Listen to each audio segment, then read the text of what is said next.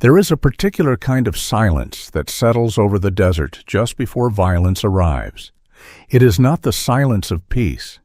It is the silence of held breath of the world pulling back its skirts before the storm. In the summer of 1872, two people were set on a collision course across the burning heart of the American Southwest, each carrying wounds so deep that neither had a name for them anymore.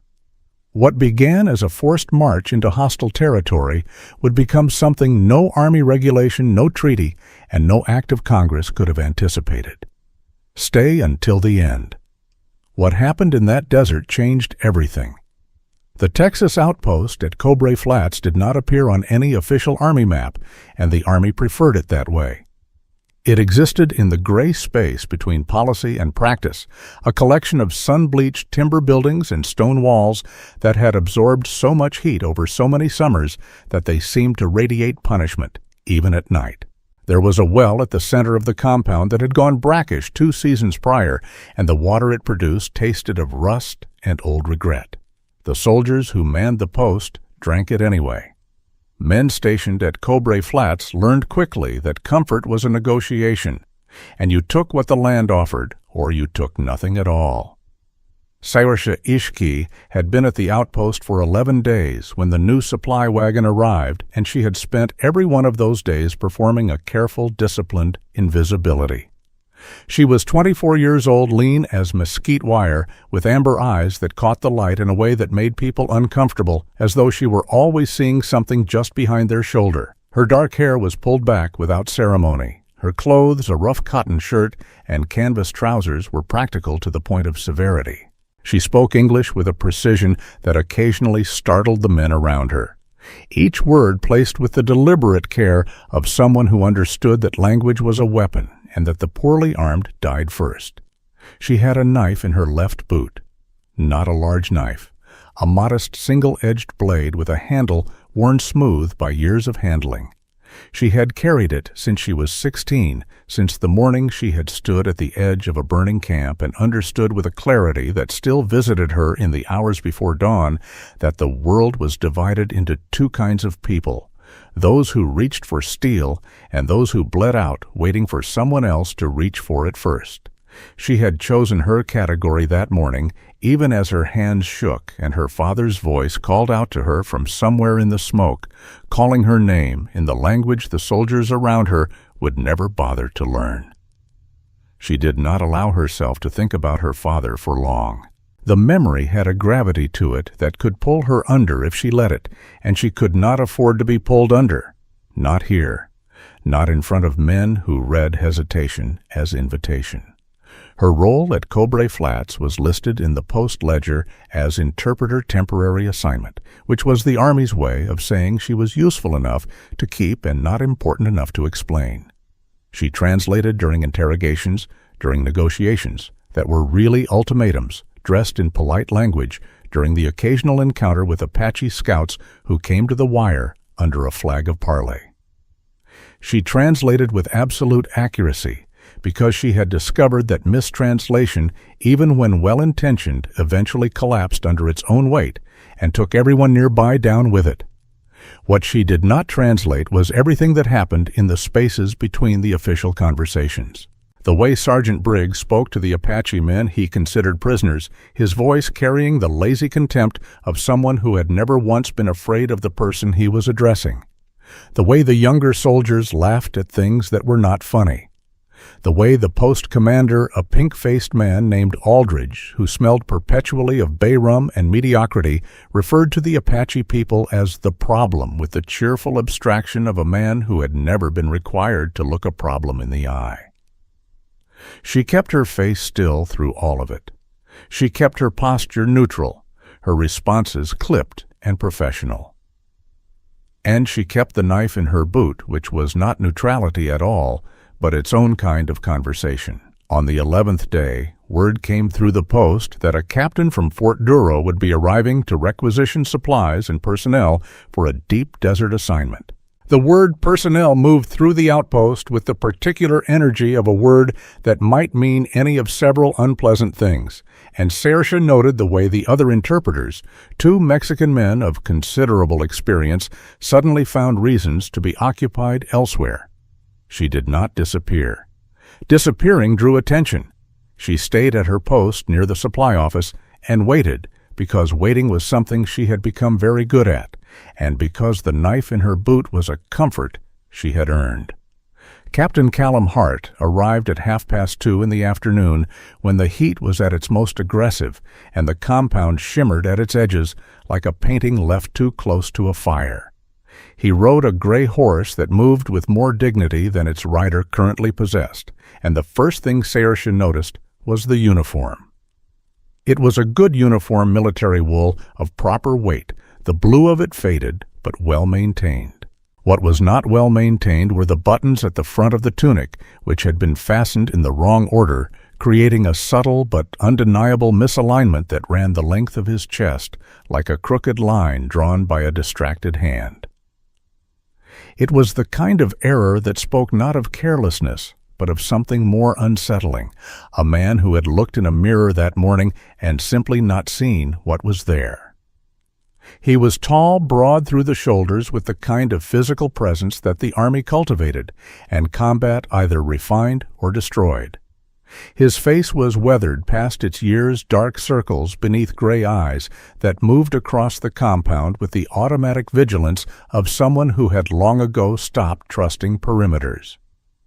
His jaw carried several days of dark stubble. He had a quality that Saoirse recognized without warmth, the quality of a man who had seen the worst that human beings were capable of and had not yet decided whether he counted himself among the worst of them or merely alongside them.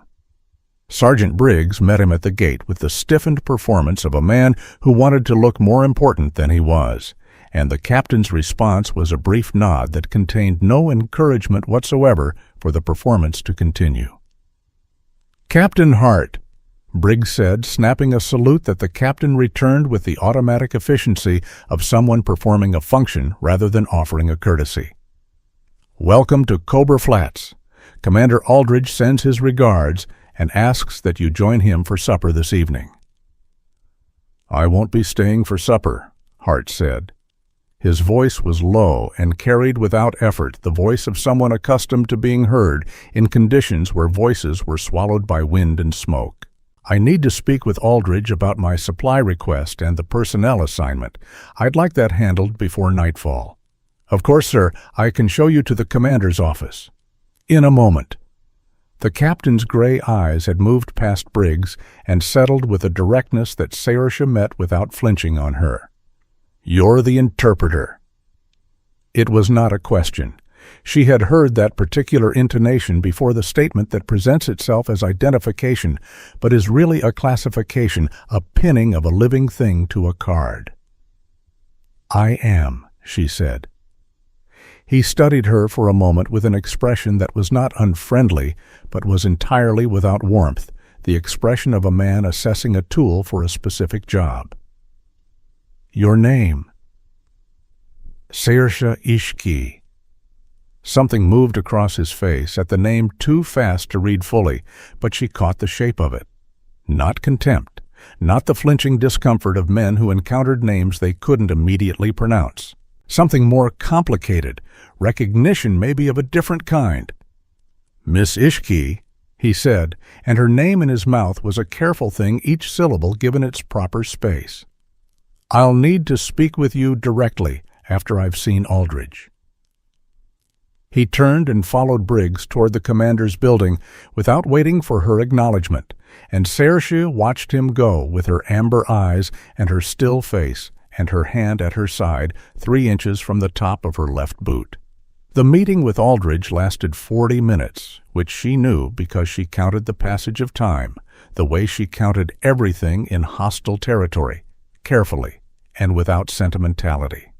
When Hart emerged from the commander's office, his expression had settled into something that was not quite a scowl and not quite resignation. He crossed the compound to where she stood with the direct economy of movement that she was beginning to understand was his natural mode.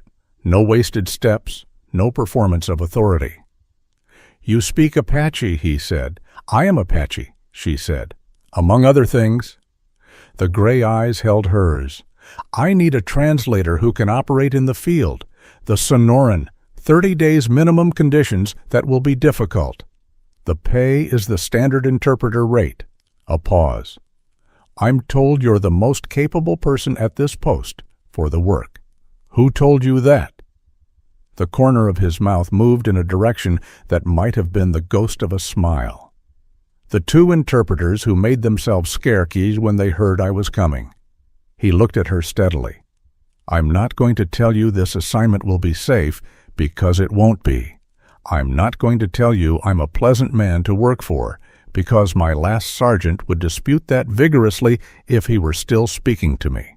What I will tell you is that I keep the people under my command alive where I can manage it, and I need someone who can speak the language and won't fall apart in the heat." Saoirse considered him. She considered the crooked buttons on his tunic and the dark circles under his eyes, and the way his right hand rested with habitual ease near the handle of his sidearm, not threatening, just present the way a man kept his hand near the one thing in the world he knew how to trust. "I don't have a choice about this, she said. It was not a complaint. It was a clarification, an act of insisting on the honest name for things. "No," he said, and she appreciated that he did not try to dress it in something more palatable. "You don't?" She nodded once. "Then I'll be ready at dawn." He turned to go, and she spoke again, not because she expected an answer, but because she had learned that small, precise strikes of truth occasionally produced useful information. "Captain, your buttons." He stopped. "Your tunic," she said. "They're fastened wrong." There was a silence that lasted long enough to be significant. He looked down at his chest. He looked back up at her. The expression that crossed his face in that moment was something she would think about later in the dark when she had time to turn things over carefully. It was not embarrassment. It was something rawer than that, a flash of something that looked like a man catching a glimpse of himself in a mirror he had been deliberately avoiding. He refastened 2 buttons. The misalignment remained subtly shifted. He did not appear to notice. He walked away. Dawn at Cobre Flats arrived without ceremony, the sky lightening in bands of orange and deep rose above the eastern ridge, before the sun made its appearance with the blunt confidence of a thing that answers to no one. By the time the light was fully established, Hart's detachment was already in formation. 12 soldiers, 2 supply mules, a water wagon of dubious reliability, and 1 interpreter who stood at the edge of the assembly with her pack at her feet and her amber eyes cataloging exits. The soldiers were a mixed collection, as army detachments in the territories tended to be. A few were career military recognizable by their particular brand of resigned competence. Several were the kind of young men who had enlisted for reasons that had more to do with flight from something than movement toward anything carrying their pasts in the set of their shoulders. 2 were Buffalo Soldiers men who had their own complicated history with the territory and the flag they served under, and who kept to themselves with a dignity that the situation around them did not always deserve. Hart moved through the assembly without theatrics, checking supplies, issuing brief instructions, correcting without raising his voice. He had the quality Saoirse noted of a man who had once known how to inspire, and who was now operating purely on competence, the inspiration having been burned out of him somewhere and replaced with something colder and more durable. He did not address her directly in front of the men. He simply indicated with a slight tilt of his head where she should position herself in the march order, a place mid-column that was neither the vulnerability of the front nor the expendability of the rear. She filed the information away without comment. They moved south into the Sonoran as the morning heat began its daily project of making everything more difficult. The desert here was not the empty theatrical landscape of popular imagination. It was dense with purpose, saguaro cactus reaching 20 feet into the pale sky, their arms lifted in postures that suggested either surrender or supplication, she had never decided which. Palo Verde trees offered shade that the march formation rarely slowed down long enough to use. The ground was red and ochre, and in some places the burnt orange of old blood, and it gave back the heat it absorbed during the day in waves through the nights, so that there was no true cool, only a modulation of discomfort. By midday, 2 of the younger soldiers had depleted more of their water rations than was strategically sound, and Hart addressed this with a brevity that contained no anger but an absolute clarity about the consequences of the error. Saoirse watched the soldiers absorb the correction and found herself revising something not an opinion exactly, more a provisional categorization. She had arrived at Cobra Flats prepared for a specific kind of officer, one who performed authority for the benefit of his own self-image. What she was observing was different. The authority was real, and it was grim, and it appeared to cost him something to exercise, which was not a quality she had expected, and which she did not quite know what to do with. On the second evening, the detachment made camp in the shelter of a sandstone escarpment that blocked the northwest wind and held the firelight close. Hart permitted a small fire measured against the risk of visibility, and the men ate their rations in the comfortable silence of exhausted people. Saoirse positioned herself at the edge of the firelight, close enough for warmth, far enough for the kind of observational distance she needed to feel safe. Hart sat apart from the men as officers did, and he was doing something she could not quite see from her angle. She shifted position with the unhurried naturalness of someone simply adjusting for comfort and found a sight line. He had a map, a large tactical document that he had spread across a flat rock, and was studying with an intensity that looked like something other than professional diligence. It looked like obsession. He had a pencil in his hand, and he was drawing something adding to the map's existing notations, his hand moving in patterns that she tracked without yet understanding. Around her, the soldiers settled into the various positions of men trying to sleep in conditions that do not cooperate with sleep. Blankets against stone, the small sounds of adjustment and discomfort, the breathing that gradually slows towards something like rest. She did not sleep. She watched the captain and his map, and she kept her left boot within reach, and she waited for the information that the desert always eventually provided to those patient enough to receive it. She was not afraid exactly. Fear, the acute activating kind, was something she had learned to metabolize quickly, to convert into attention and preparedness before it could become paralysis. What she felt instead was something more considered a wariness calibrated to a situation she did not yet fully understand, directed at a man whose worst possibilities she could imagine clearly and whose best possibilities she could not yet afford to consider. She had come to understand in the years since her father's death that hope was not the problem. The problem was misplaced hope, the kind that reached toward people who would not hold it, that opened doors into rooms that turned out to be walls. She had learned to keep hope at a distance, to tend it carefully in private, where it could not be used as a point of leverage against her. The fire burned down to coals. The captain rolled his map and secured it within his pack, with the care of someone who regarded the document as more than strategically significant, as if it held something of personal weight. He settled back against his saddle and appeared from where she watched to close his eyes. She remained awake, watching the coals cool, and the stars move in their slow, indifferent arcs above the Sonoran. Somewhere to the south, across a distance she could not yet measure, were the people she had not seen in years. People who carried her father's name in their mouths, who spoke in the language that lived in the oldest part of her.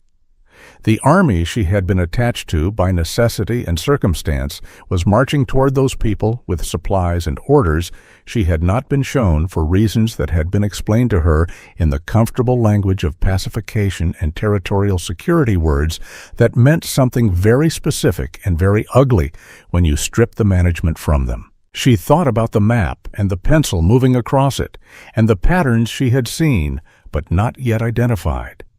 She thought about the captain's gray eyes and the careful way he had spoken her name. She thought about her father's voice in the smoke, calling for her, and the way she had run instead of gone back, and the way that running had saved her life and cost her everything that made life worth the saving. The desert held its breath around her the way it did before things changed.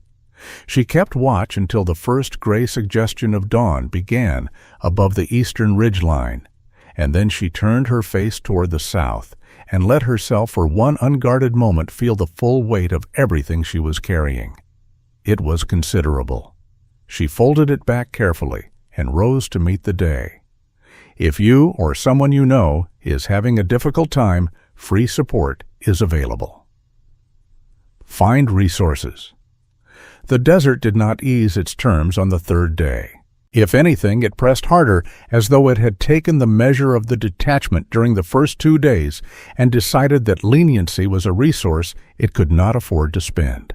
The sun came up fast and mean, burning the night's thin coolness out of the air before the men had finished breaking camp, and by mid-morning the column was moving through heat that rose from the ground in visible waves, distorting the middle distance into something that looked less like landscape and more like a fever dream of landscape. Saoirse walked. She had been offered a place on the water wagon twice, both times, by a young private named Adler, whose consideration appeared genuine, and whose youth was so pronounced it made her feel something adjacent to sorrow. She declined both times not out of pride but out of necessity. Walking kept her senses calibrated in a way that riding did not. She needed to feel the ground under her boots, to hear the subtle changes in the desert's ambient noise, to notice the way the horses moved and what their movements communicated about what lay ahead or to the sides. The desert was a language, and she had been reading it since childhood, and she did not intend to let discomfort talk her out of a skill she needed. Hart rode near the front of the column, as was his custom, close enough to the scouts to receive information quickly, and far enough back to hold the shape of the whole formation in his field of vision. He had not spoken to her beyond operational necessities since the first morning, which was a pattern she understood and did not object to. An officer who sought frequent conversation with his interpreter in front of the men was an officer advertising something, and neither of them could afford the speculation that would generate. What she had noticed in the careful peripheral way she noticed most things was that he slept badly. She knew this not from watching him through the nights, though she was often awake to observe it, but from the quality of his alertness in the mornings, which was not the sharp restored alertness of a man who had rested, but the brittle, maintained alertness of a man who had spent the dark hours fighting something internal and had arrived at dawn still on his feet but not unscathed. There were mornings when his gray eyes carried a specific flatness that she recognized the aftermath of the kind of sleep that brings the past back in full color and charges you for the visit. She knew that flatness because she had worn it herself. On the fourth day, one of the Buffalo soldiers, a quiet, capable man named Corporal Warren, who had spent most of the march reading the terrain with the expertise of someone who had been doing it since before the war, drew alongside her during a brief rest halt near a dry wash. "You holding up all right, Miss Ishki?" he asked. He had the careful courtesy of a man who had learned through considerable experience that courtesy was one of the few things the world could not easily take from you. "Well enough," she said. "You are well enough." He agreed, and they stood for a moment in the comfortable silence of two people who understood that the phrase covered a wide range of circumstances and did not require elaboration. He looked out at the desert with his hands on his hips, squinting into the middle distance. "You know, this country, some of it, Not this far south. He nodded slowly. I grew up in Georgia, he said, which seemed like a non sequitur until he continued. Country so green you couldn't see 20 yards into the trees. Came west, and the first thing I thought was, nothing can live out here. He paused. Then I started looking closer. She looked at him. What did you find? That everything was already living out here, he said, just doing it different than I expected. He glanced at her with an expression that held something wry and knowing in it. Funny how that works. He moved off before she could respond, which she thought was probably intentional, and she stood with the dry wash at her feet and the heat pressing down from above, and turned his words over with the part of her mind that was always working on things below the surface of immediate attention. That evening, Hart called a halt at a formation of rocks that provided a natural windbreak on 3 sides, a defensible position that she could see he had selected with tactical care rather than simple convenience. The men made camp with the increasing efficiency of a group that was learning each other's rhythms, the small economies of movement that develop when people operate together in difficult conditions long enough to stop performing competence and start actually having it. After the fire was established and the men had received their rations, Hart withdrew to the far side of the rock formation with his pack and his map, which had become as predictable an evening ritual as the fire itself. Saoirse took her position at the edge of the camp and ate her rations slowly, making them last, watching the darkness beyond the firelight, with the patient attention of someone who had learned that darkness was not empty simply because you could not see into it. She waited until the camp had settled into its nighttime sounds. The low conversation of men not yet ready for sleep, the occasional shift and stamp of the horses on their picket line, the fire working through its wood with small pops and exhalations. Then she moved. She did not move toward the darkness.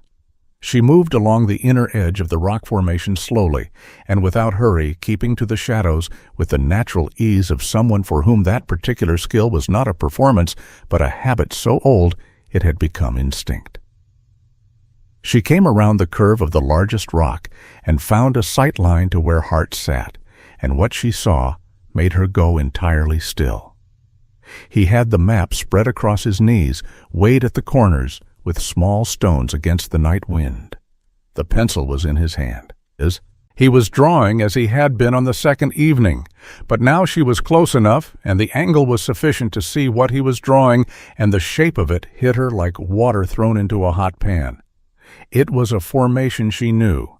Not the specific geography, not these particular coordinates, but the tactical logic of the thing was as familiar to her as the sound of her own name in her father's voice.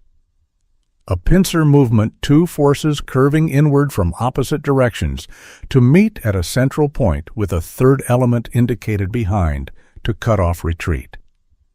It was a pattern designed not for engagement, but for enclosure, not for fighting, but for preventing escape.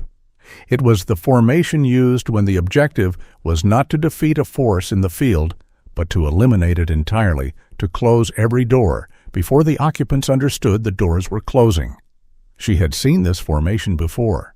She had seen its results.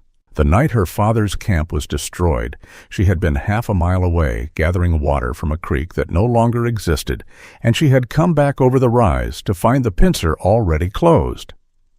She had seen the shape of it, the way the soldiers curved in from both sides with the mechanical certainty of men following a plan drawn on paper by someone who had never stood on that specific ground and never intended to. She had understood in the way that understanding sometimes arrives, not gradually, but all at once complete and annihilating what was happening and what it meant, and that there was nothing, not one thing in the world she could reach for that would stop it. She had run. She had taken that knowledge and that helplessness, and she had run, and her father's voice had followed her through the smoke until it did not. Standing now in the shadow of the rock formation, watching Callum Hart draw the same shape with his careful hand, she felt the memory arrive with the physical force that memories sometimes carry, a weight behind her sternum, a heat behind her eyes that she would not allow to become anything visible. Her left hand dropped to her boot. The knife was there, smooth and reliable, a certainty in a situation that had just become deeply uncertain. She held it without drawing. It held it the way you hold a question before you decide whether to ask it out loud. She stayed there for a long time, working through the arithmetic of the situation with the cold, clear-headed precision that extreme circumstance had always produced in her. He was an officer with orders. Officers with orders did not draw tactical maps for their own entertainment. Whatever was on that map was not conjecture or planning exercise. It was a plan in progress, and the central point where the pincer closed was not a military installation or a supply route or any kind of combatant position. It was a camp, an Apache camp. She could read enough of the terrain markings from her angle to understand that much. She drew the knife. She had made the decision before she was fully aware of making it the way certain decisions are made, not in the reasoning mind, but somewhere older and more immediate in the part of a person that is concerned purely with continuation and with the unbearable mathematics of what can and cannot be allowed to happen. She moved forward out of the shadow with the knife at her side, not raised, just present, and she came around the end of the largest rock and closed the distance between herself and Hart in 8 steps. She had the blade at his throat before he had fully registered the sound of her movement. What happened next was not what she had prepared for.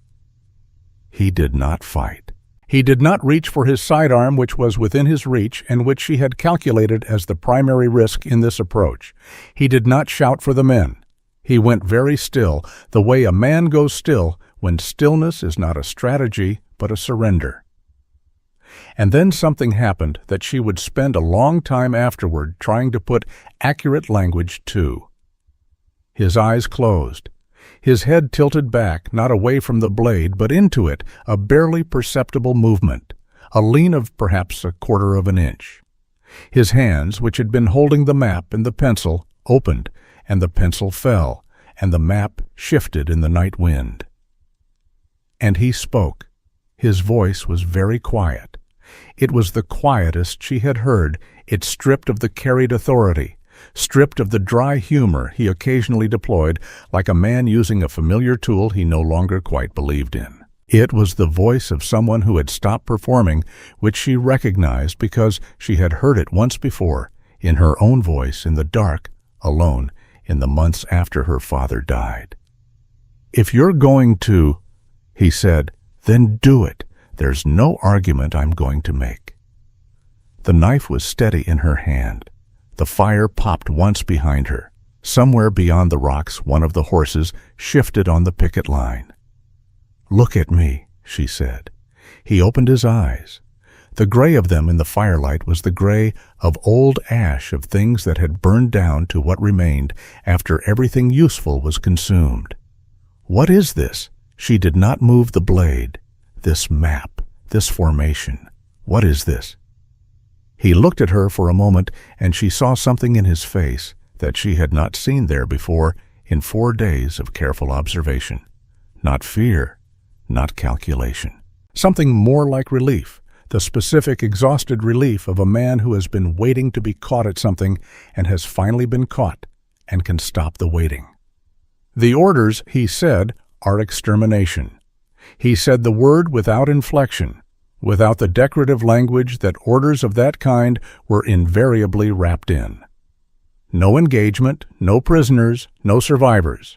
The camp is to be surrounded before dawn. Both forces close simultaneously. The water supply is cut first. A pause. He held her eyes through the blade at his throat. The official language calls it pacification of a hostile element. That is not what it is. The silence that followed that statement was different from the silences that had preceded it in the conversation. It had a weight. "How many people are in that camp?" she said. His jaw moved. "The intelligence estimate says between 80 and 120. "Fighters." "Some. The estimate says perhaps 30 capable of organized resistance. The rest. He stopped, started again. The rest are not fighters. She pulled the knife back, not far, a few inches only, but enough to indicate a different kind of conversation, one that did not require the blade to carry her meaning. "Why are you telling me this?" she said. "Because you asked," he said, "and because I am tired." He looked down at the map on the ground between them. "I am very tired of drawing these formations." She studied him, the crooked buttons on his tunic, the dark circles, the open hands, the man who had leaned into a blade and asked no quarter. She made a decision that she knew was dangerous, that she would not have made for any reason she could have articulated to a reasonable person, that she made anyway, because sometimes information arrives at a cost, and the cost is having to act on it. She sat down across from him, knife still in her hand, and looked at the map. "Show me," she said. "Show me everything." He looked at her for a long moment. Then he picked up the pencil, and he showed her. They sat in the shadow of the rock formation until the fire had burned to coals and the stars had made a quarter of their nightly circuit, and he showed her every element of the plan with the methodical clarity of a man who had been trained to communicate tactical information and who was now using that training for the first time in the direction of something he could stand behind. He showed her the approach routes, the timing, the signal system, the contingency plans. He showed her where the plan was strong and with a bluntness that she found unexpectedly affecting, where it was designed to be overwhelming, where the planning had been done by men who expected no meaningful resistance and had accounted for that expectation in the most comprehensive way possible. She listened. She looked at the map. She asked 3 questions, each one precise, and each one he answered without evasion. When he had finished, she was quiet for a time, working through the information and what it required. "You could have not told me," she said. "You could have let me pull the knife away and gone back to your orders." "Yes," he said. "Why didn't you?" He was quiet long enough that she thought he might not answer. Then he said, "Because there are things a man does that he can explain away to himself for a long time. There are ways of telling the story of what you have done that make it possible to continue doing it. And then there comes a point." He looked at the map. "There comes a point when the story stops working. When you say the words and they don't produce the effect they used to produce. When the explanation is the same, but the man saying it has changed in some way that makes the explanation." He paused. "Insufficient." She was quiet, watching him. "I have been at that point for some time," he said. "I did not know what to do about it." She thought about her father. She thought about running. She thought about the weight of things carried too long without being set down, how they changed the shape of you over time, how you stopped noticing the change because it was gradual and you were always inside it. "I know that point," she said. He looked at her then with an expression she could not name, not because it was unreadable, but because it was too clear, too unguarded, for a face she had spent 4 days learning to read at a distance.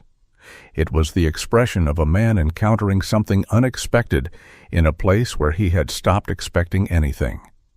The coals gave their last warmth to the desert air. The horses were quiet on the picket line.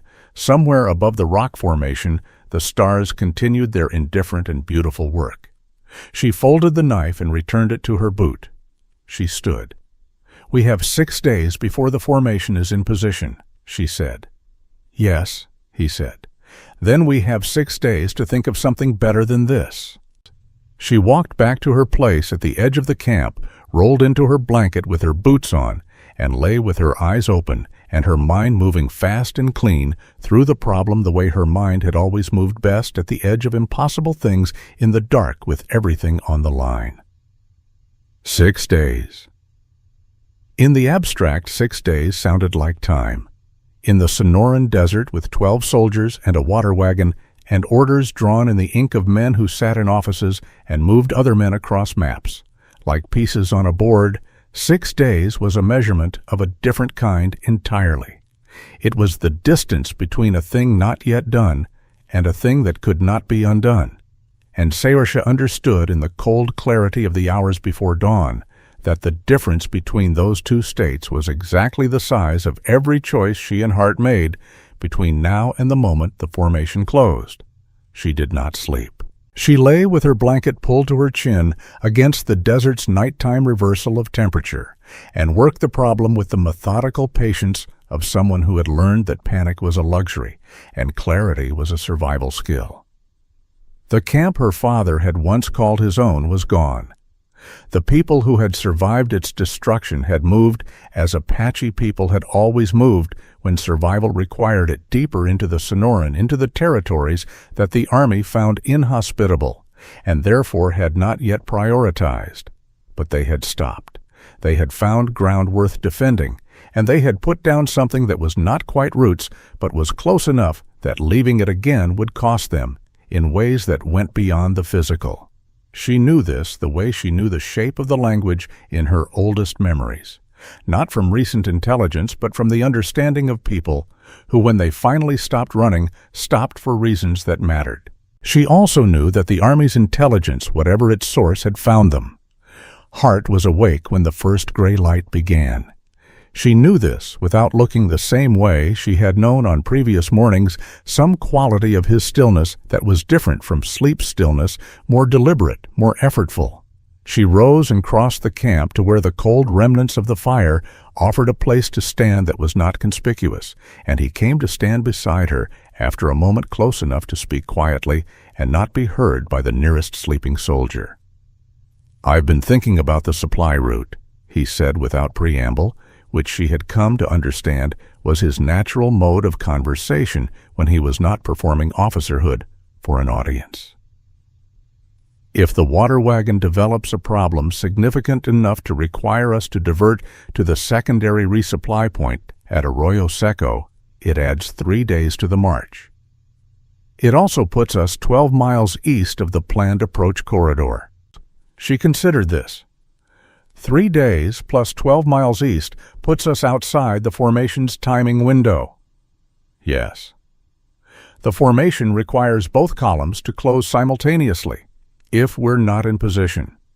"The eastern approach cannot close without us," he said. "The western column alone cannot complete the encirclement. They would have to wait or abort." He paused. "And there is a standing order that the operation is to proceed only if all elements are in position. The risk of a partial encirclement is that survivors could scatter and the Army would lose the element of surprise for any subsequent attempt." She looked at the lightening sky. "So a 3-day delay with a legitimate logistical reason effectively stops the operation." "For this cycle," he said, "it does not stop the order. It delays its execution." "But 3 days is enough time for word to reach the camp." He was quiet for a moment. "If someone carried it." She turned to look at him. He was looking at the eastern ridge where the sun was preparing its daily reappearance. His profile against the orange sky, the misaligned buttons on his tunic catching the early light. "That would require me to leave the column," she said, an interpreter abandoning her assignment. "It would," he said, "which would create a significant problem for me professionally." "And the water wagon. Wagons break down," he said with the flat simplicity of a man stating an uncomplicated fact, "particularly in this terrain. Particularly when the axle pin on the rear left wheel has been under the kind of stress this ground produces." He reached into his jacket pocket and produced a small iron pin which he held briefly between 2 fingers before returning it to his pocket. "I would expect the problem to manifest sometime before noon." She understood. She understood the thing he was offering and the cost of it, and the precise calibrated nature of the risk he was accepting, and she held that understanding carefully for a moment before she responded. "If they find out what you've done," she said, "they'll find out what I've done regardless," he said. "The only question is the sequence of events." The sun came over the ridge. The camp began to stir behind them, the sounds of men returning from sleep to the day's necessities, and they separated without ceremony. Two people moving back into their assigned positions in the official version of this march, carrying between them an unofficial understanding that would alter the course of everything that followed. The water wagon failed at 11:40 in the morning with a loud crack of stressed iron and a lurch that sent the nearest private stumbling sideways and produced a flood of language from the teamster driving it that Sayersha did not translate for anyone present. Hart rode back along the column with an expression of measured exasperation that contained no visible trace of anything other than an officer dealing with a logistical setback he had not anticipated. He dismounted, inspected the wheel assembly with apparent thoroughness, and delivered his assessment to the assembled soldiers with the grim patience of a man accustomed to the machinery of military operations, failing at the least convenient moments. "We divert to Arroyo Seco," he said. "It adds time. It cannot be helped." He looked along the column with gray eyes that revealed nothing. "We move in 20 minutes." The column adjusted its heading east without significant complaint. Soldiers in the field had a philosophical relationship with delay that soldiers in garrison never quite developed, because delay in the field was often the only thing standing between you and the next thing that was trying to kill you, and you learned to receive it with something resembling gratitude. Sayersha marched east with the column for the first hour. She noted landmarks, took the measure of the terrain to the south, with her peripheral vision calculated distances in the way she had always calculated them, not in miles as the army measured them, but in hours of human movement across specific ground, accounting for the nature of the surface and the time of day and the condition of the person moving across it.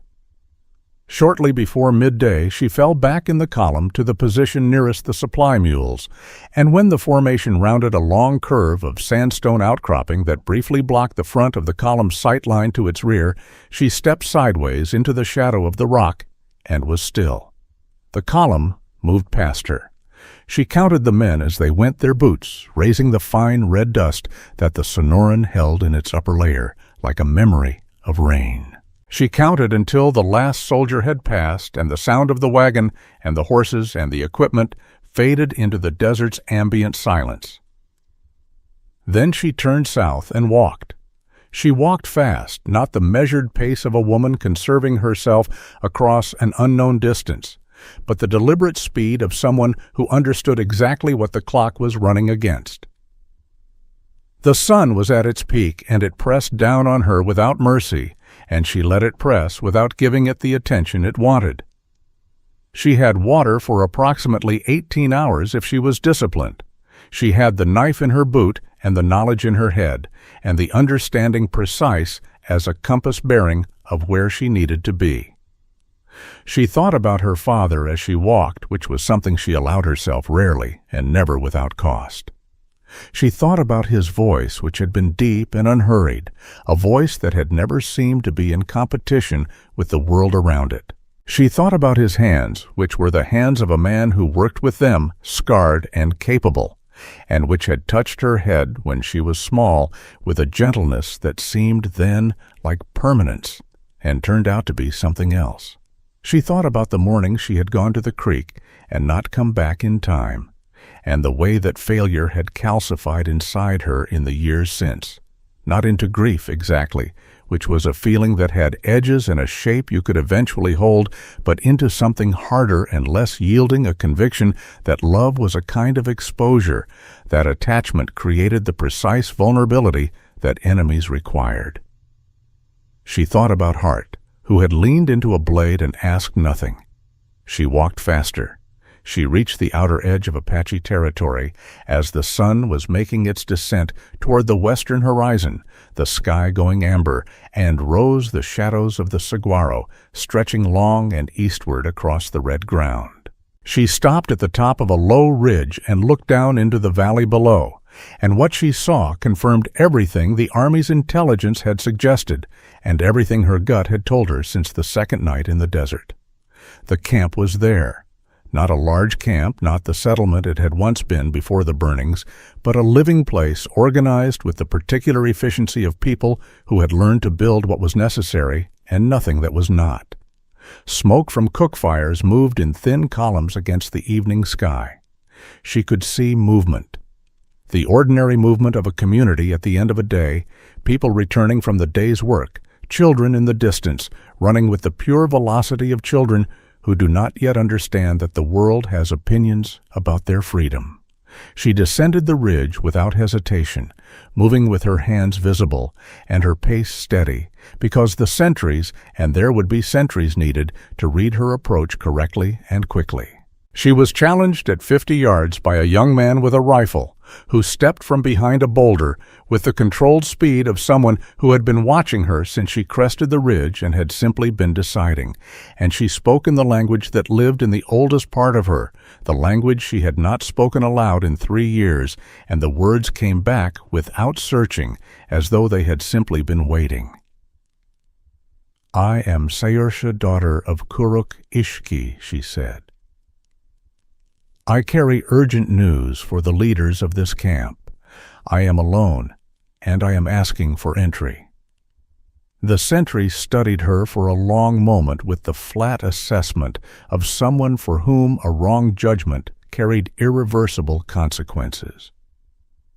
Then he lowered the rifle by a degree that indicated consent without offering welcome, and he turned and led her down into the camp. The leader who received her was a woman of perhaps 60, small and upright, with the particular authority of someone who had spent many years being exactly right about important things. Her name was Ahanu, and she listened to Saoirse's report without interruption, her dark eyes steady and entirely focused, her hands still in her lap. Around her, 3 other senior members of the camp listened with the same quality of attention, the attention of people for whom information had always arrived at a cost, and who had learned to extract everything from it. When Saoirse finished, the silence lasted long enough to mean that real thinking was happening. "How long?" Ahanu said. "The diversion buys 3 days," Saoirse said. "Perhaps 4 if the terrain cooperates, not more." "And the man who gave you this time?" It was not a question, but she answered it anyway. "He is an officer of the army that carries these orders. He diverted the column deliberately. He will face the consequences of that when the delay is discovered." Ahanu looked at her with an expression that contained no sentimentality, but a very precise form of attention. "Why?" Saoirse considered the question with the seriousness it deserved. "Because there comes a point," she said slowly, "when the explanation stops working. When the story a man tells himself about what he is doing becomes insufficient." She paused. "He told me that himself." Ahanu was quiet for a moment. "And you believe him?" "I believe the 4 days," Saoirse said. "Use them." The camp moved with the experience of people who had done this before and had refined the process across repetitions they should never have been required to make. There was no panic and no wasted motion. By the morning of the next day, the cooking fires were cold, and the structures that could be taken were taken, and the ground had been read and the route had been chosen, and the people of the camp were moving south and west toward country that the army had not yet been allocated the resources to pursue.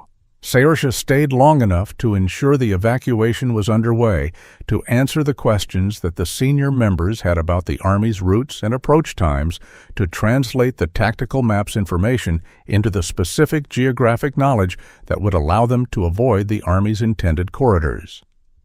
She stayed one night sleeping properly for the first time in a week in the shelter of a temporary structure with the smell of the Sonoran at night in her lungs, and she woke before dawn with a clarity about what she needed to do next. She needed to go back. She understood the shape of this decision, the way she had understood the shape of the other decision, the one she had made with the knife at heart's throat, not through reasoning toward a conclusion, but through the recognition of something already decided in the part of her that operated below the level of deliberation. She could disappear into the desert with the camp. She had that option. The army would not find her easily, and in time perhaps they would stop looking. But Hart was back in that column, moving east toward a resupply point with a missing pin in his pocket, and a missing interpreter and the inevitable arithmetic of a superior officer who would eventually count everything up. She thought about what he had said. There are things a man does that he can explain away to himself for a long time.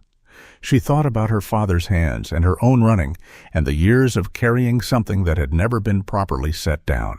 She thought about the fact that she was 24 years old and had spent most of those years learning to survive alone, and that survival alone was a skill that had kept her breathing and had cost her something she did not have a precise name, for something in the vicinity of continuity, of being known by someone, of not always being the only person in the room who understood what was actually happening.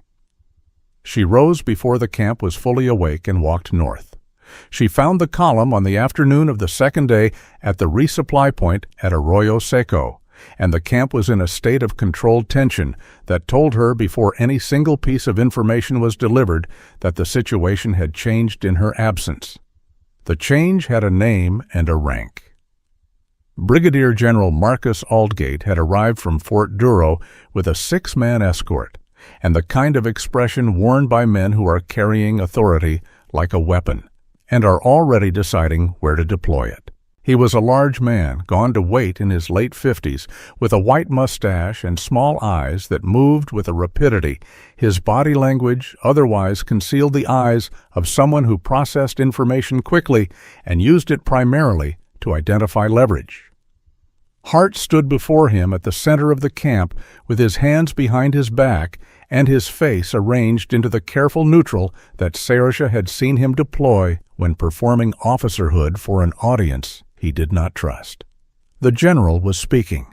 She could not yet hear the words, but she could read the conversation in the posture of every soldier present, the particular stiffness of men watching something that might require them to choose a side. She came into the camp openly, making no effort to conceal her return, and the conversation between Hart and the general stopped with the completeness of a door being closed. Aldgate looked at her. The small eyes moved quickly over her, categorizing with the speed of long practice. "This the interpreter," he said, not to her, but to Hart.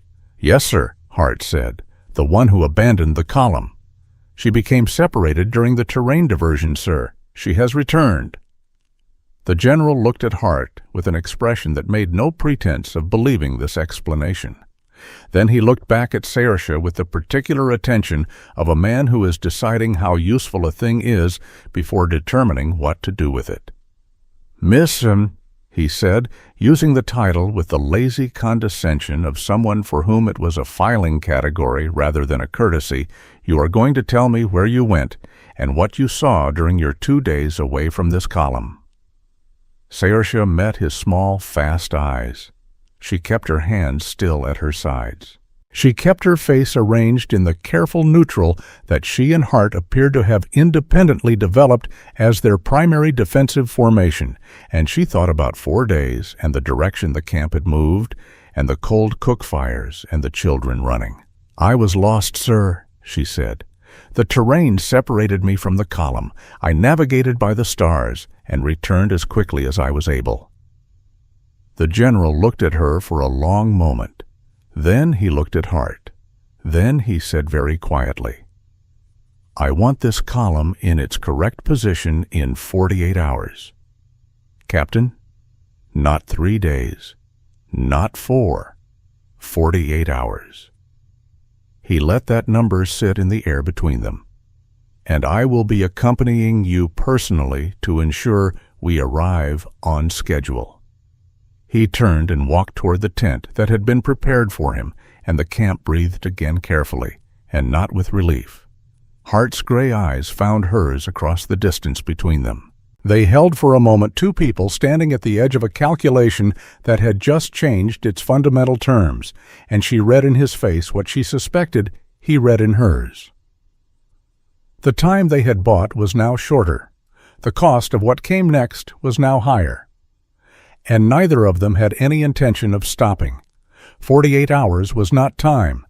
It was a deadline dressed as time which was a different thing entirely, and both Hart and Saoirse understood the distinction with the clarity of people for whom precision about such matters had become a condition of survival.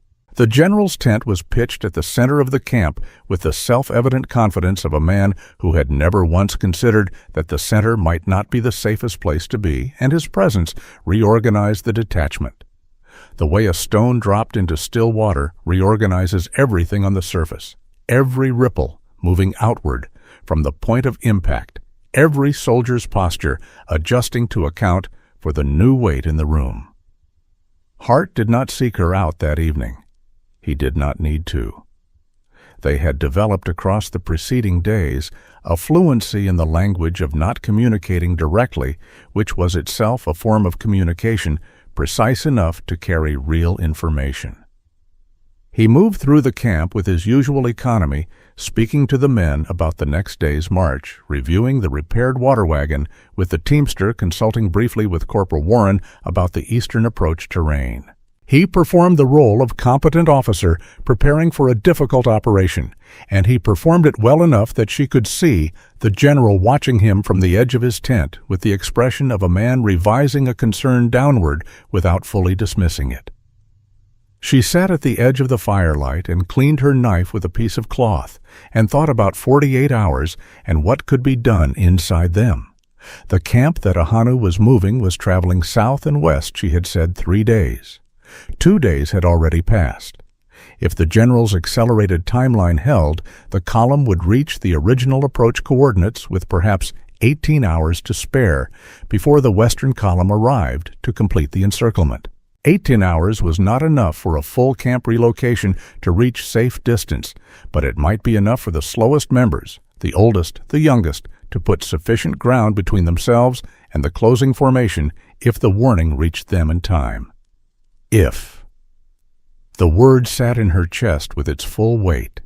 She looked across the fire at Hart, who was at that moment receiving a report from one of the scouts with his head slightly inclined and his gray eyes doing the thing they did when he was listening with his whole attention rather than the fraction of it that most conversations required. He did not look at her. The firelight caught the side of his face, the strong line of his jaw. The dark circles that had become so constant, she had stopped registering them as information about his current state and had started reading them simply as part of his face, the way you stop seeing a scar after long enough. She thought about what she had told Ahanu. The story a man tells himself about what he is doing becomes insufficient. She had repeated his words to the old woman, and the old woman had listened with her dark, steady eyes. And now Saoirse was sitting on the other side of the transaction, and she was finding that his words applied with uncomfortable precision to her own situation. She had told herself a story about what she was doing about the knife in her boot, and the careful distance and the survival that required no one else's participation. That story had been sufficient for a long time. She was beginning to notice, with the reluctant attention of someone who has been avoiding a mirror, that it was becoming less so. The general's voice carried across the camp, addressing his escort with the volume of a man who had spent so many years being listened to that he had forgotten quieter registers existed. The men around the fire shifted in the way men shift when authority is demonstrating itself. Nearby, a collective adjustment of posture, a temporary suspension of ease. Saoirse sheathed the knife and went to sleep. She was woken at 2 a.m. by a sound that did not belong. Not the fire, which had burned down to a faint glow. Not the horses. Something else, a quality of attention in the air, the way silence sounds when it is being maintained deliberately rather than simply existing. She was fully alert before she was fully awake, her hand at her boot, her eyes open to the dark. The camp was quiet. The sentries were at their posts. She could see the outline of the nearest one against the lesser dark of the open desert. Nothing moved that should not be moving. Then she saw Hart. He was at the far edge of the camp near the general's tent, and he was not moving either. He was standing very still with his back to the body of the camp, and after a moment she understood that he was not near the general's tent. He was at the general's tent, and he was reading by the faint light of a small lamp that burned inside the canvas wall the shadow projection of documents that the general had spread on his camp table. She did not move. She watched. He stood there for perhaps 4 minutes. Then he returned to his bedroll with the same careful economy with which he did everything, and he lay down, and the camp was quiet again. In the morning she positioned herself near the water wagon during the supply check, and he came to inspect the wheel repair with the teamster, and they stood 3 feet apart looking at the same iron wheel while the teamster explained the durability of his work in more detail than anyone required. "There is a second operation," Hart said very quietly without looking at her. "The general's documents. A second column coming up from the south.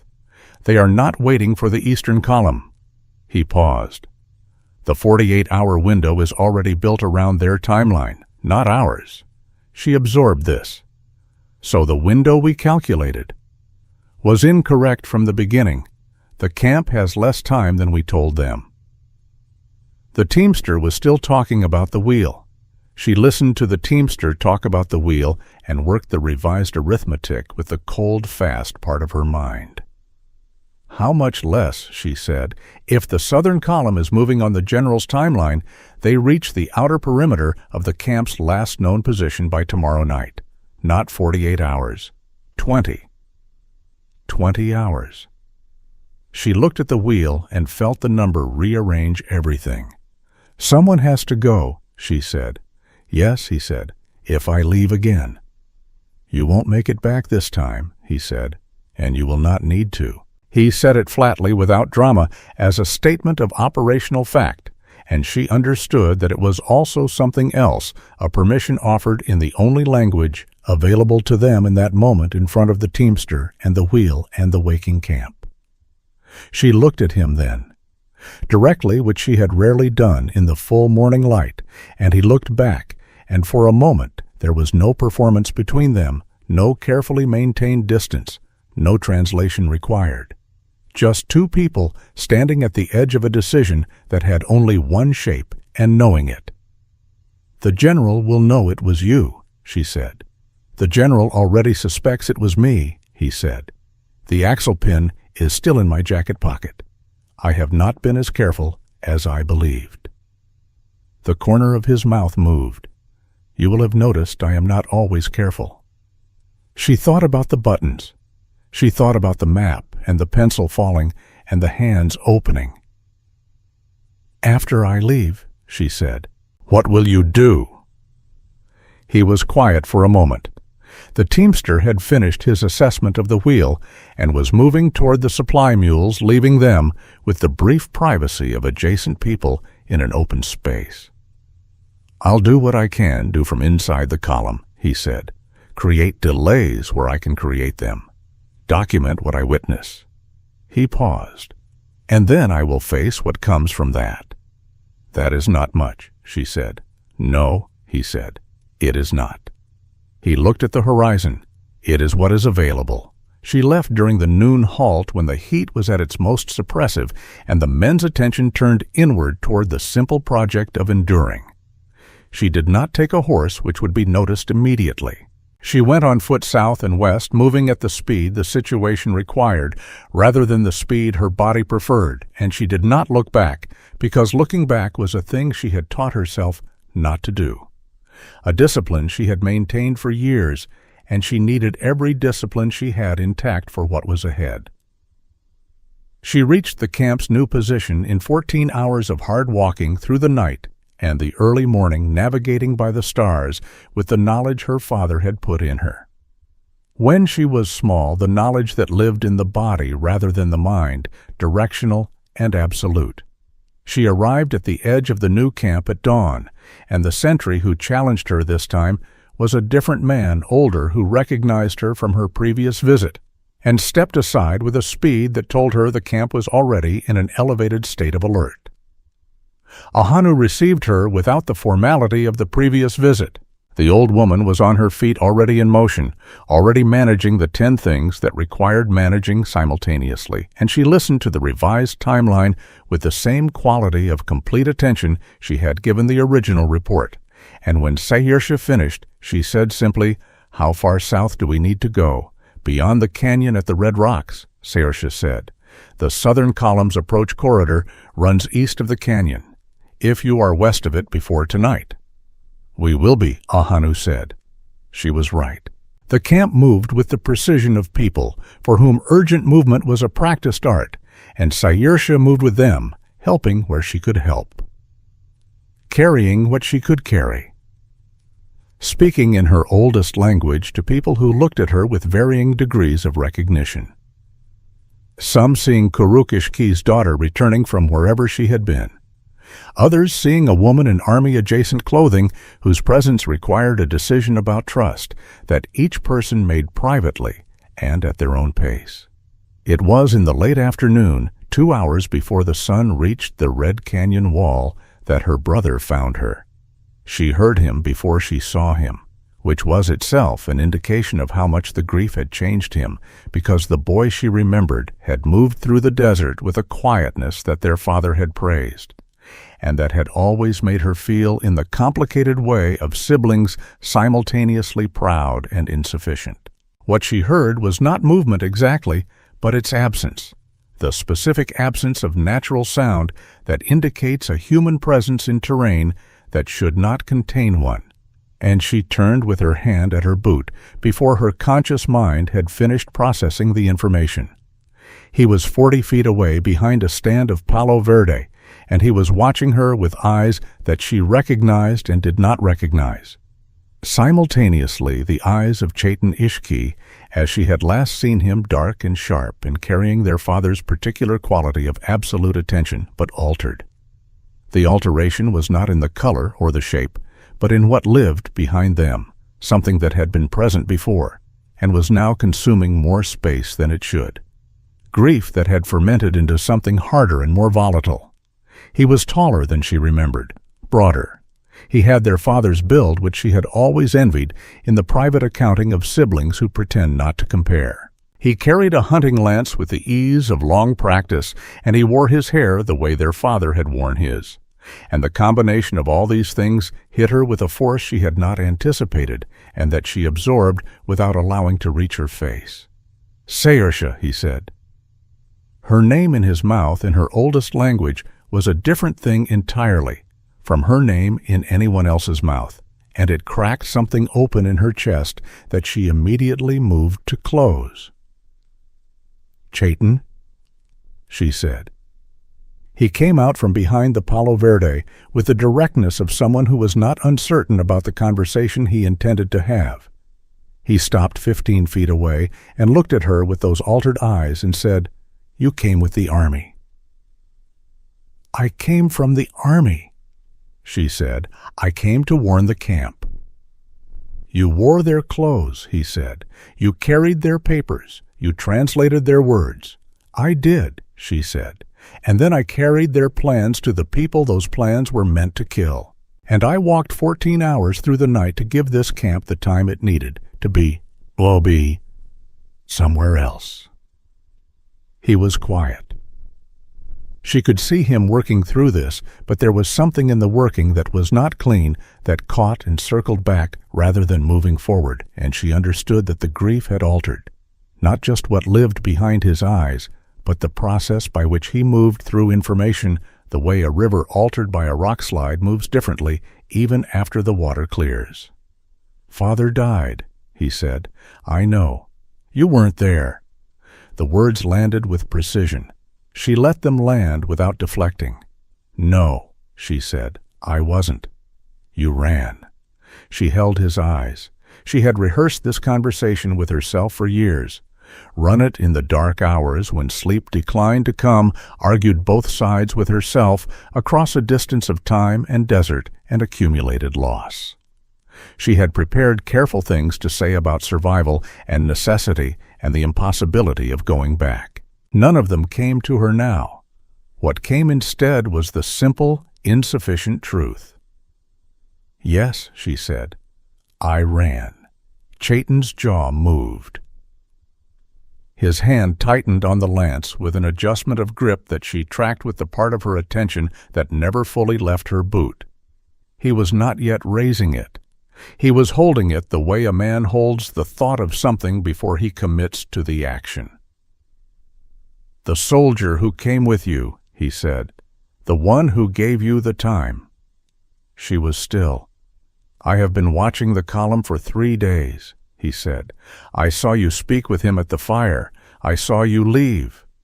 He paused. "I followed you here." "Chayton?" "He is the enemy," he said. "Whatever he did, whatever time he gave, he wears their uniform and carries their orders, and when this is over, he will go back to whatever fort they came from, and he will do it again." "You don't know that," she said. "I know what I have seen," he said, and the conviction in his voice was the conviction of someone who had been sustained by it through something unsurvivable, who had needed the certainty of a defined enemy, the way a plant needs something to grow toward. "I know what they did to the camp, to our father. I know it too," she said. "Then you know what has to happen. Chayton." She took one step toward him with her hands visible the way she had approached the camp sentries, the posture of someone asking to be read correctly. "The camp is moving. The people are safe. What Callum Hart did made that possible." "Callum," he said, and the name in his mouth was a different thing than it was in hers, sharper, loaded with everything the name represented to a man who had spent 3 years translating every loss into a category of enemy that could be held responsible. "You use his name." She did not answer that. "Come with the camp," he said, and his voice shifted register for the first time, the hardness cracking at its edges into something younger and more desperate. The voice of her brother beneath the voice of the man the years had built over him. "Come south with us. Leave all of this. Leave him." She felt the pull of it. She would have been something other than human not to feel it, the pull toward the language and the faces and the piece of herself that had been living in storage since the morning she had run from the smoke. She felt it the way you feel a current in deep water, real and directional, and capable of taking you somewhere you did not choose. "I can't," she said. His face closed, the crack sealed. "Then you are still running," he said. "Only the direction changed." She did not have an answer for that either. She was not certain he was wrong. They stood in the afternoon light of the Sonoran Desert, 2 children of the same father, separated by 3 years of different survivals, and the silence between them was the most complex silence she had encountered in a life that had produced a considerable number of them. "Go south with the camp," she said finally. "Please. And the soldier." "Let me worry about the soldier." He looked at her for a long time. The altered eyes and the familiar face, and the lance in his hand that he had not raised. "If I see him," he said, "I will not make the same calculation you made." "I know," she said. He turned and walked south toward the canyon and the red rocks, and she watched him go with the weight of the conversation settling into the collection of things she was carrying, which was becoming considerable.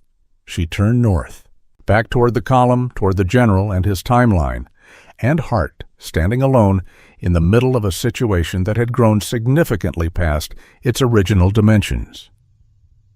She had gone perhaps 2 miles when she heard the shot. It was a single report distant from the direction of the column's approach route, and it was followed by a sound that the desert carried and amplified with its particular acoustic properties, the sound of multiple horses moving fast and voices raised above the wind. She ran. She came over the rise above the column's position in time to see the general's escort in a tight formation around his horse, and Hart, standing at the center of the camp, with his revolver out and between him and the nearest soldiers face down On the red ground, the body of Lieutenant Crane, the general's second in command, who had been in the act of driving a rifle butt into the back of a small Apache boy's head when Hart's bullet had found him. The boy was perhaps 8 years old. He was on his knees, unhurt, trembling with the specific vibration of someone whose body has registered terror before the mind has caught up. He had been taken by the scouts that morning, a straggler from the camp's evacuation, small enough to have fallen behind. The general's face was the color of old brick. Around the camp, every soldier had frozen in the particular stillness of men awaiting the outcome of a situation that had just exceeded every frame of reference their training had provided. Hart's revolver was still in his hand. His eyes were moving across the camp with the gray, absolute clarity of a man who has just stepped off a cliff and is fully aware of the physics of what follows. He looked at Saoirse across the distance between them. She looked back. In his face was not fear, not calculation. Something she recognized because she had worn it herself twice in this story, the expression of a person who has chosen and who knows the choosing cannot be undone, and who is not asking for a different set of consequences only for the time to face them standing up. "Take the boy," he said to her. His voice was the low, carried voice she had learned across these days, and it was very steady. The general said, "Captain Hart, you will holster that weapon and you will stand down." Hart did not holster the weapon. He shifted his aim with a deliberateness that was not aggression, but a statement of position, covering the two soldiers nearest the boy, and said without raising his voice, "Miss Ishki, take the boy. Take the map from my left jacket pocket. Take my spare horse." A pause. "Go." She was already moving. She took the boy. She took the map from Hart's left jacket pocket with the hand that was not shaking, because she would not allow the hand to shake. Not here, not in front of the general's escort, with their rifles half raised, and the desert holding its breath around all of them. The boy came to her without resistance, which was the particular trust of a child whose options have narrowed to a single point, and she lifted him against her hip with one arm and felt him grip her shirt with both hands, small fingers finding purchase with the instinctive certainty of someone who has identified the one solid thing in a dissolving world. The spare horse was a dark bay tied at the far edge of the camp, and she moved toward it with the measured speed of someone who understands that running produces a different kind of attention than walking, and that the attention of frightened armed men in an uncertain situation is the most dangerous kind. She heard the general's voice behind her, elevated, now stripped of its performative calm, demanding that Hart stand down, demanding that someone stop the woman, and she heard nothing from Hart that indicated compliance, which was all she needed to hear. She mounted with the boy in front of her, secured him with one arm, and put her heels to the horse before she had fully settled into the saddle. The bay moved south and east with the willingness of a horse that has been standing in heat all day and finds the invitation to run entirely reasonable. And behind her she heard a shot, and then two more, and then the sound of the general's voice again, and she did not look back. She did not look back. She had made a life of not looking back, and she employed the discipline now with everything she had, keeping her eyes on the terrain ahead, reading the ground for the horse's sake, feeling the boy's weight against her chest, and his hand still gripping the front of her shirt with that small, absolute trust. The shots had not been aimed at her. She understood this because she was still on the horse and still moving. What they meant in the context of the camp she was leaving behind, she could not yet know. And the not knowing was a specific kind of weight that she added to the collection she was already carrying and moved forward anyway. She rode for 2 hours before she allowed herself to slow when the terrain changed, and the canyon's red walls rose on either side, and she knew the column's horses could not follow quickly through this passage. She brought the bay to a walk and felt the boy relax incrementally against her, the grip on her shirt loosening from the white-knuckle certainty of terror towards something more sustainable. "Are you hurt?" she asked him in the language that lived in the oldest part of her. He shook his head. "What is your name?"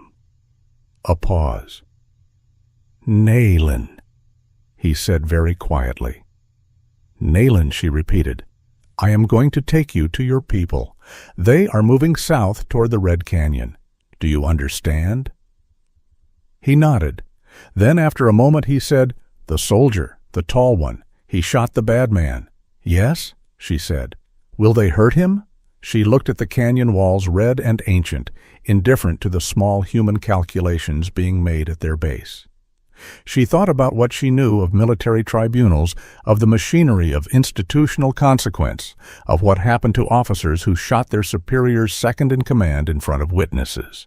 She thought about Hart standing at the center of the camp with his revolver and his gray eyes and his perfect, devastating stillness. "I don't know," she told the boy, because he deserved the honest name for things, and because she had learned across these weeks that the comfortable lie was a debt that collected interest. She found the camp's trail before nightfall, the careful signs left by people who knew how to move, without leaving the kind of evidence that enemies could read, while leaving enough that friends could follow. She tracked it to the south and west through the canyon and beyond it, until the smell of a carefully managed fire reached her through the cooling air, and she followed it to the camp's new position, sheltered in a broad depression between two sandstone formations that blocked the wind from 3 directions and offered sightlines that favored the defenders. Ahanu met her at the edge of the camp and took in the boy with a look that moved from his face to Saoirse's and back again with the speed of someone performing a complete assessment in the time most people spend on a first impression. "His family," Saoirse said.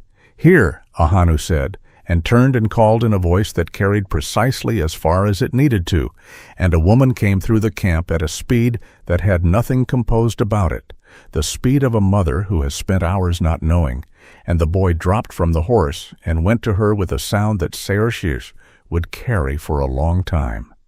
The sound of a child's control releasing completely because the one person who made it safe to release had finally arrived. She looked away. She unsaddled the bay and checked his feet and gave him water and did the small necessary things that needed doing. And when she turned back, Ahanu was beside her with a cup of something hot that smelled of sage and dried cedar. "The soldier," Ahanu said. "He chose the boy over the order," Saoirse said, "in front of the general and the whole column." The old woman was quiet for a moment. "And now they have him." Ahanu looked at her with the dark, steady eyes that had always seemed to Saoirse to contain more history than any single person should be required to carry. "What will you do?" It was the same question Corporal Warren had not quite asked that Chayton had asked with a different set of assumptions that she had been asking herself since the moment she heard the shots and did not stop the horse. She turned it over carefully, looking at its edges, understanding its shape. "I cannot go back for him," she said. "There is nothing I could do from outside that would change what happens inside their system." She paused. "But there may be something that can be done inside it." She reached into her jacket and produced the tactical map still folded, as it had been in Hart's pocket. She spread it on the flat rock beside her, and in the firelight she could see his pencil marks. Every approach route, every formation, every operational detail of the extermination order annotated in his precise military hand. "This is evidence," she said, "of what they planned, of what they ordered." She looked at Ahanu. "If this reached the right people, in Washington, in the newspapers, the Army will bury it," Ahanu said, not cynically, but with the flat accuracy of someone who had watched that particular process many times. "The Army will try," Saoirse said, "but Hart, when they bring him to trial, will speak. I know this about him. He will not perform contrition for men who do not deserve it. He will say what happened, and he will say why." She folded the map carefully along its original creases. If his testimony has a place to go somewhere outside the tribunal's walls, then burying it becomes harder. Ahanu considered this. You know such a person who could carry it, she thought. She thought about Cobre Flats and the men she had moved through, and the post commander who smelled of bay rum, and the 2 interpreters who had made themselves scarce. She thought about the journalists she had seen at Fort Duro, the ones who attached themselves to military operations in the territories in search of the kind of story that readers in the East consumed with the comfortable distance of people for whom the territory was an abstraction. One of them had spoken to her twice, a thin man named Aldous Crane, no relation to the lieutenant, who had asked her questions that were more specific than she had expected, and who had listened to her answers with the concentrated attention of someone who was writing things down in his head, whether or not a pen was visible. Perhaps, she said. She left the camp the next morning with the map inside her shirt, riding north and east toward Fort Duro by a route that avoided the column's approach corridor. She rode with purpose and without the self-deception that she was not afraid, because she was afraid with the clear-eyed, specific fear of someone who knows the precise nature and dimension of the threat she is moving toward and chooses to move toward it anyway. The fear was information. She used it the way she used all information as material for the next decision. It took her 4 days to reach the edges of Fort Duro's territory, and in those 4 days she heard from a Mexican trader moving north along the same general route that an officer of the United States Army had been brought into the fort in chains following an incident in the Sonoran Desert in which a senior officer's aide had been killed. The trader did not have the name. He had the broad shape of the story, the shape that circulates through territories, before the official version is established, carried by the people who are never in the reports but are always present when things happen. She knew the name. She found Aldous Crane at the single establishment in the settlement outside the fort's walls that served as a gathering place for the people the fort needed, but did not accommodate within its official structure traders and journalists and contractors, and the various human connective tissue of a military installation that required the civilian world more than it liked to admit. He was sitting at a corner table with papers and a cup of something that had gone cold, and he looked up when she came through the door with the expression of a man who has been waiting for a specific kind of news and is not certain whether to be relieved or troubled that it has arrived. She sat across from him without being invited. She put the map on the table between them. "I need you to understand what this is," she said, "and I need you to understand what it will cost you to hold it." He looked at the map. He looked at her. His thin face was calm in the way that people who have been in proximity to significant events for long enough develop a kind of calibrated calm, not the absence of feeling, but its management. "Tell me," he said, and she did. She told him everything. She told him with the precision she brought to all translation, selecting words for their accuracy rather than their drama, letting the facts carry the weight they already carried without ornamentation. She told him about the orders, about the formation, about the camp and its people, and the 4 days that had been purchased with an axle pin and a lie about impassable terrain. She told him about the boy on his knees and the lieutenant and the shot. She told him about Hart beginning at the beginning, the crooked buttons and the gray eyes and the map spread on the flat rock by firelight. A man confessing to himself in pencil. Crane listened without interrupting. He made no visible notes. When she finished, he sat with his hands around the cold cup and looked at the map for a long moment. "If I publish this, Jane," he said, "the Army will move to discredit it immediately. They will question the source, the authenticity of the map, the credibility of my reporting." "Yes," she said, "and the officer, his testimony from inside the tribunal, if I can get any portion of it." "He will give it," she said. "Whatever they offer him in exchange for silence, he will not take it. I know this about him." Crane nodded slowly. "It won't free him," he said not cruelly, but with the honesty of a man who had covered enough of these situations to know their dimensions. Even if the story runs, even if it reaches Washington, the institutional machinery. I know, she said. Then what do you want from this? She looked at the map, at Hart's pencil lines, at the formation that had not closed at the evidence of a thing planned and then prevented, at least in part, at least this once. I want it to be harder next time, she said.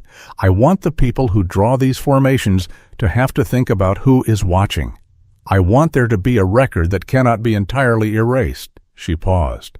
And I want Callum Hart to stand in that tribunal and know that what he says will go somewhere, that it will not simply disappear into the room where they say it.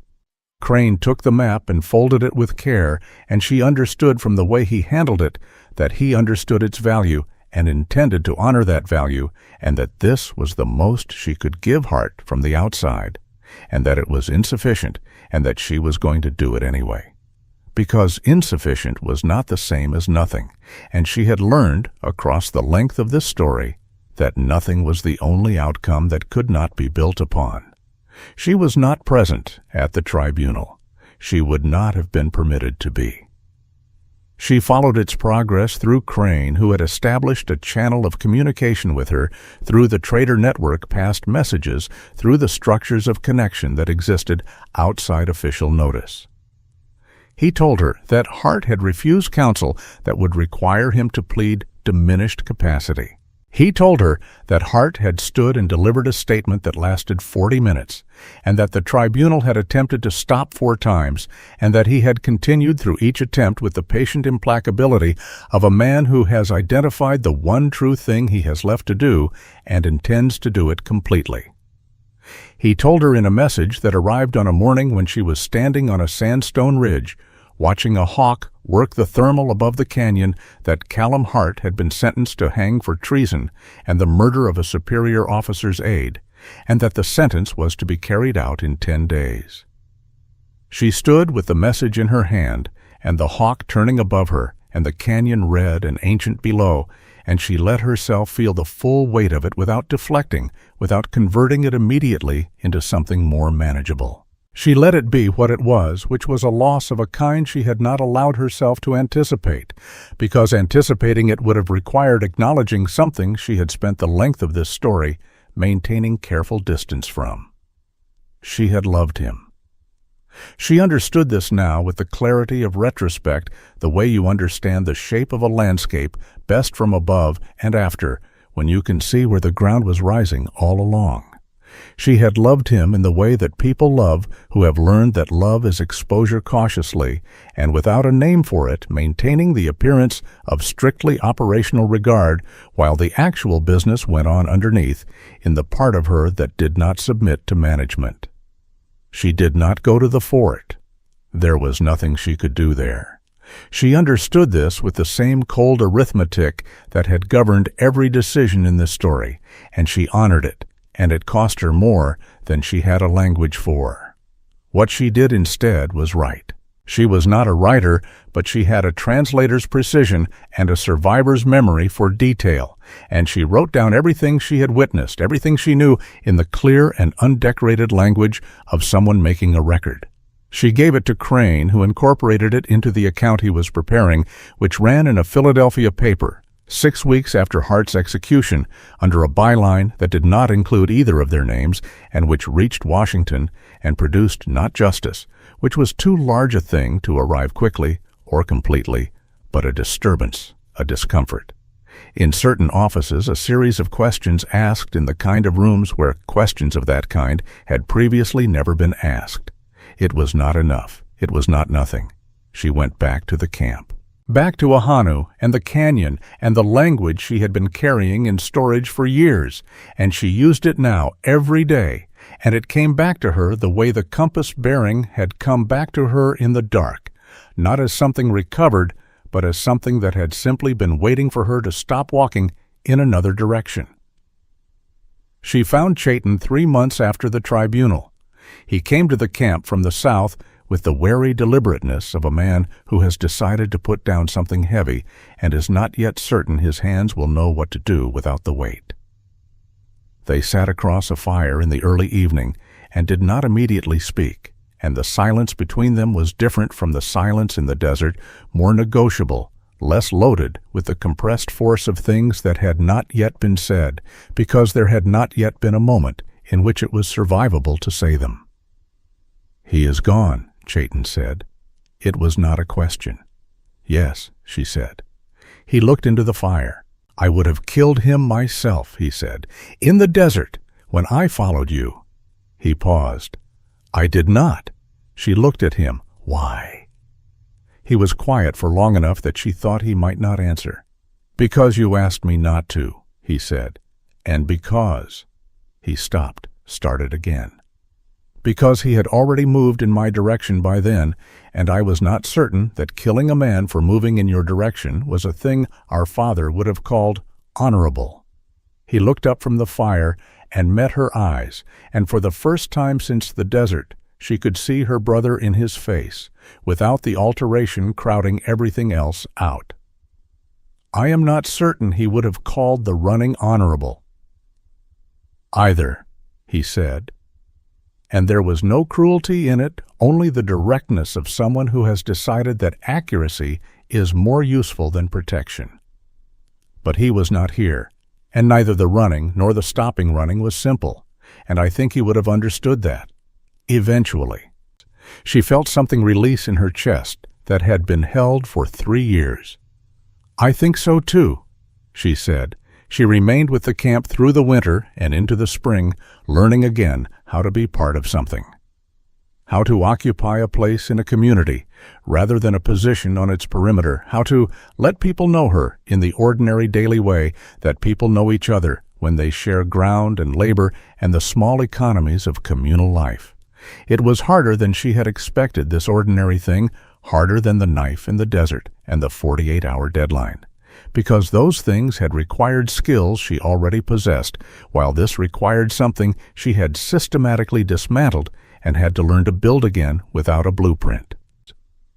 Ahanu was a patient teacher and an impatient one, simultaneously patient with the substance of what was being rebuilt, and impatient with the self-consciousness that slowed the rebuilding, and the combination was precisely what Saoirse needed and would not have thought to ask for.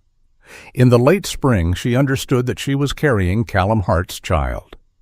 She understood it the way she had understood the pincer formation on the map, not gradually, but all at once complete, and she sat with the understanding for 3 days before she told anyone turning it over, examining it from its various angles, letting it be what it was. She told Ahanu. The old woman listened with her dark, steady eyes, and when Saoirse finished, she said, "Good." Saoirse looked at her. "It is a good theos," Ahanu said, with the simplicity of someone who has spent enough time with the complicated things to recognize when something is genuinely straightforward. A life made from 2 worlds by 2 people who chose each other in difficult circumstances. There is nothing complicated about whether that is good. "The worlds are still apart," Saoirse said. "They are," Ahanu said. "That does not change the child." She was right.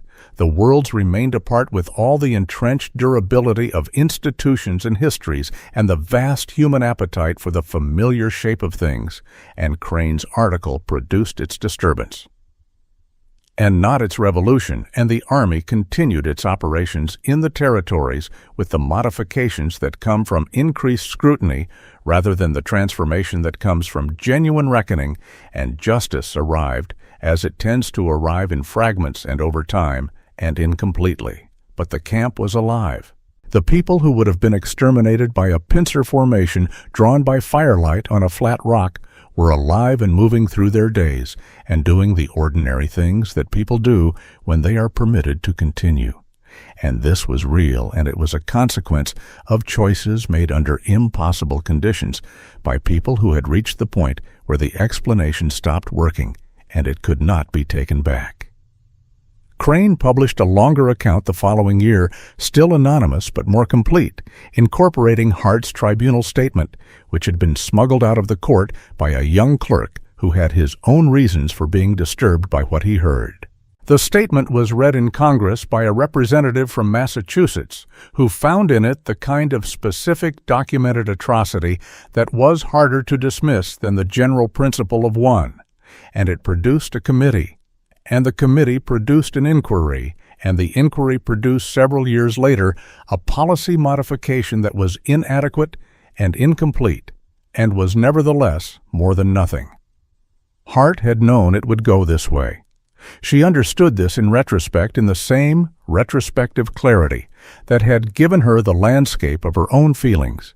He had known that the speech would not save him, and had made it anyway because the speech was not for the room where it was given.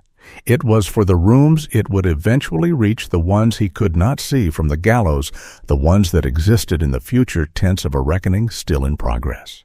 On a morning in the second year after his death, Saoirse stood on a high red sandstone cliff above the Sonoran and looked west into a sky that was doing what the Arizona sky does in the late afternoon, performing a version of beauty so excessive it becomes almost accusatory, as though the world is insisting on its own loveliness in the face of everything that has happened within it.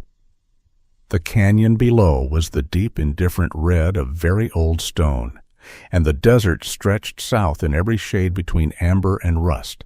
And somewhere in that desert, in the directions she could name by heart, were the people she had come back to, and the brothers she was slowly learning again, and the life she was building with the careful, patient attention of someone who has learned at significant cost that building requires you to stay in one place long enough for the thing to take shape. She held her daughter against her chest. The girl was 8 months old and regarded the world from Saoirse's arms with an expression of absolute unguarded interest. Amber eyes wide and cataloging dark hair lifting in the wind that came up from the canyon. She had her father's gray quality in those eyes.